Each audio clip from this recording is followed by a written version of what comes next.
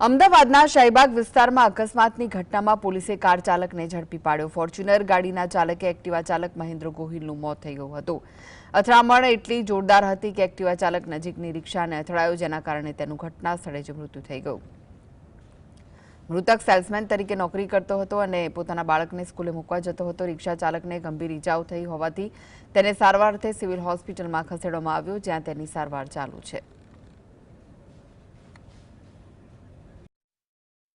सारा वाग्याना सुमारे जुवेनाइल आरोपी पिता नाम दिलीप सिंह राठोड है।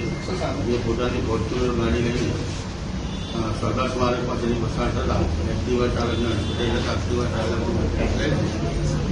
અને આ બાબતે અમે બીએનએસના 105 મુજબ ગુનો દાખલ કર્યો। સર, કેટલી સ્પીડમાં હતી અને અકસ્માતમાં કોનું મોત થયું છે? કારણ કે રિક્ષા